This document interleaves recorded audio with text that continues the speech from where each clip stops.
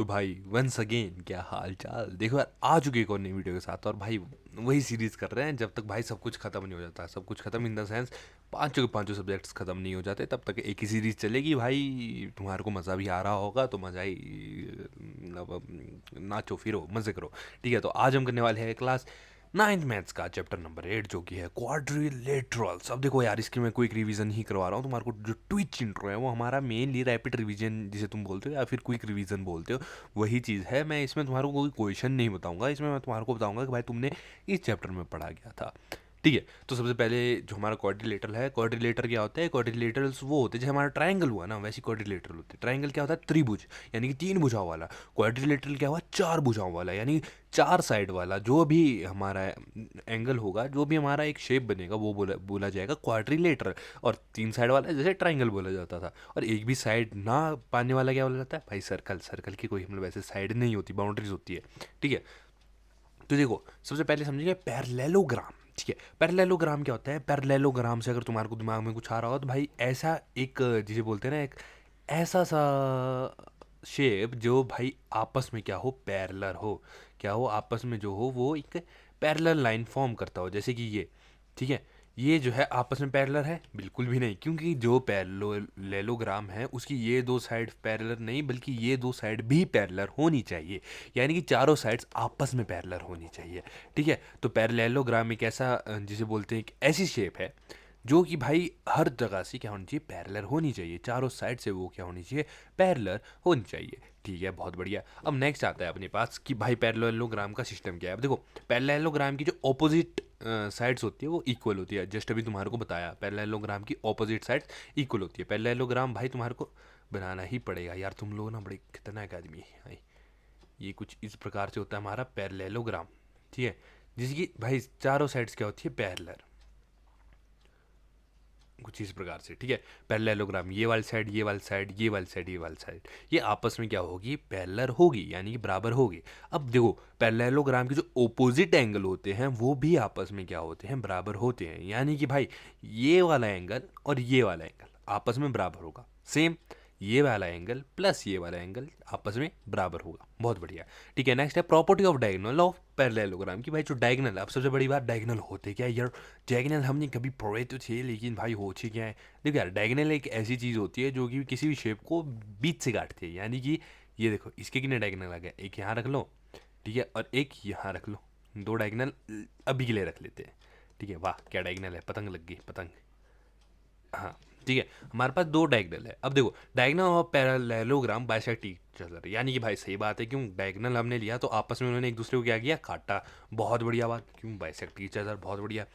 Diagonal of parallelogram divides it into two congruent into two congruent triangles. अब देखो, जब मैं डायगोनल्स की बात करता हूँ कि अगर मेरे पास एक ही डायगोनल होता तो तुम इसको अगर ध्यान से देखो तो इधर एक ट्राइंगल बन रहा है, इधर एक ट्राइंगल बन रहा है।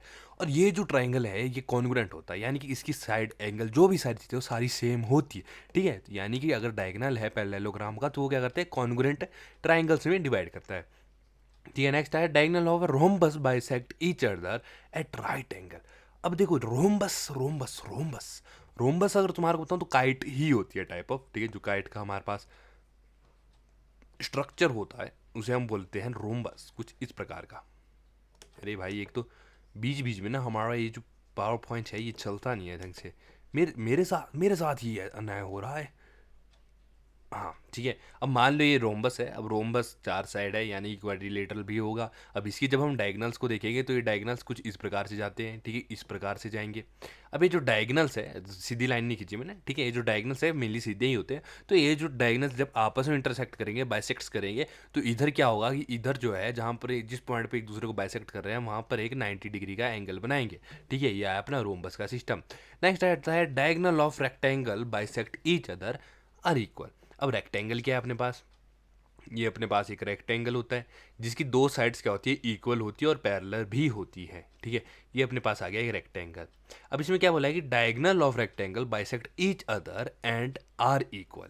ठीक है, यानी कि भाई अगर मैं डायगोनल को ऐसे यहाँ से यहाँ ले जाता हूँ और यहाँ से यहाँ ले जाता हूँ, ठीक है, तो ये क्या कर रहे हैं? एक दूसरे को बाइसेक्ट कर रहे हैं। बहुत बढ़िया। और क्या होंगे? आपस में इक्वल होंगे।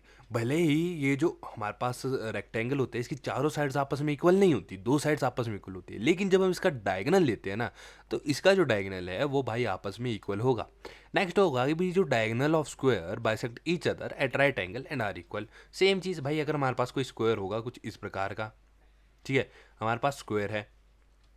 अब अगर मैं इसमें डायगोनल बना देता हूँ, ठीक है, इसमें डायगोनल बना देता हूँ, तो इसमें क्या लिखा गया है कि भी अगर आपके पास स्क्वायर है जो आपस जिसमें डायगोनल आप खींचते हो तो एक राइट एंगल में वो एक दूसरे को बाइसेक्ट करेंगे, तो यहाँ से ऐसे और ऐसे अगर मैं देखूँ तो ये जो पॉइंट है 90 डिग्री ही बनेगा, ठीक है। और सेम अगर मैं इसको देखूँ, किसको, इन दोनों को आपस में कंपेयर करते हुए देखूँ तो यहाँ पर क्या बन रहा है, 90 डिग्री ही बन रहा है, ठीक है, क्या बन रहा है, 90 डिग्री ही बन रहा है। और क्या होते हैं, जो डायगोनल होते हैं स्क्वायर के वो हमेशा इक्वल होते हैं। नेक्स्ट चलते हैं important rules related to parallelogram. देखो इंपॉर्टेंट रूल्स में जो सबसे बढ़िया रूल मैं तुम्हारे को बताऊंगा ना पैरेललोग्राम से रिलेटेड होता है वो क्या है। देखो सबसे बड़ी बात कि जो पैरेललोग्राम होता है ना, तो तुमने बस एक चीज़ याद रखनी है कि सबसे पहला जो पैरेललोग्राम है आपस में पैरेलल होता है, ठीक है, आपस में पैरेलल होता है, ठीक है, पीपी लिख रहा हूँ, चलो कि नहीं, आपस में पैरेलल होता है। पैरेललोग्राम को रिप्रेजेंट कैसे करते हैं, अगर कहीं तुम्हारे को ऐसे दो डंडे और GRM लिखा होगा ना तो ये मत लिखना 11 ग्राम्स, इसका मतलब है पैरेललोग्राम्स, ठीक है। हम ऐसी दो पैरेलल लाइन खींच देते हैं और उसको आगे GRM लिख देते हैं, यानी कि भाई पैरेललोग्राम है। तीसरी बात कि जो हमारा पैरेललोग्राम के अंदर के एंगल्स होते हैं ना, क्या होते हैं, एंगल्स होते हैं पैरेललोग्राम के अंदर के एंगल, वो जब हम सब एंगल्स को प्लस करते हैं तो वो टोटल बनाते हैं 360 डिग्री। जैसे हम ट्राइंगल के एंगल्स को प्लस करते थे, ये हमारे पास ट्राइंगल है, ठीक है, ट्राइंगल्स की जब हम एंगल्स को प्लस करते थे हमारे पास बनता था 180 डिग्री, ठीक है, 180 डिग्री। और वैसे भी अगर तुमने ये चीज़ नोटिस की होगी, जब मैं तुम्हारे को बोलता दो कॉन्ग्रुएंट ट्राइंगल्स में, यानी कि भाई दो ट्राइंगल्स आपस में मिल करके एक पैरेललोग्राम बना रहे हैं, यानी कि टोटल ऑफ एंगल कितना बन जाएगा, 180 से 80 और प्लस कर दो तो हमारे पास टोटल एंगल बन जाएगा 360 डिग्री, बस सिंपल, ठीक है। नेक्स्ट अपने पास क्या आता है, angle sum property of quadrilaterals, हाँ यही जो मैंने अभी तुम्हारे को बताया, क्या जो अभी मैंने तुम्हारे को जस्ट बताया, ठीक है। और एक और चीज़ जो हम समझेंगे वो है द मिड पॉइंट थ्योरम। इसको मैं ज़्यादा ऐसे नहीं तुम्हारे को नॉर्मली बताता हूँ कि मान लो मेरे पास एक ट्राइंगल है, ठीक है, ट्राइंगल है, अब मैंने क्या किया, एक लाइन खींच दी इसके बीचों बीच से ऐसे को, ठीक है, बीचों बीच से कुछ इस प्रकार से।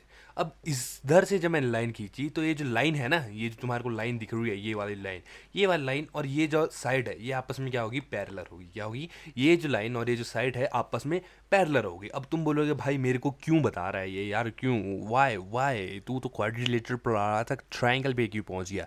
देखो यार ट्राइंगल पे मैं इसलिए पहुंचा हूँ क्योंकि अगर तुम यहाँ पर देखोगे, इस पार्ट को तुम हटा दो, इस पार्ट को लो, मैं नहीं हटा दिया, ठीक है, इस पार्ट को मैंने हटा दिया।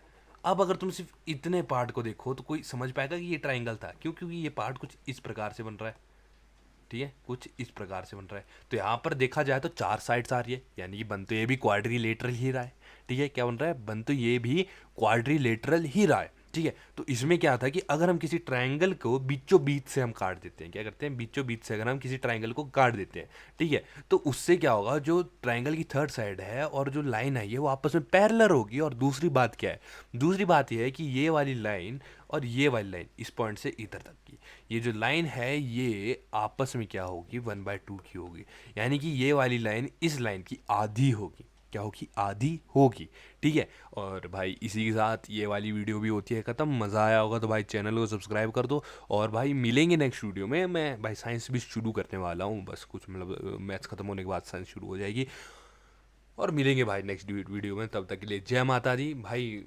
अगर चैनल सही में अच्छा लग रहा है ना भाई सब्सक्राइब कर दो, और भाई दोस्तों को अगर भेजना चाहते हो तो भेज दो, क्योंकि भाई यार समझ रहे हो ना, सब टॉप तो नहीं मारेंगे पर जो बंदा फेल हो रहा था पास हो जाएगा, ठीक है। मिलेंगे नेक्स्ट वीडियो में, तब तक के लिए जय माता दी।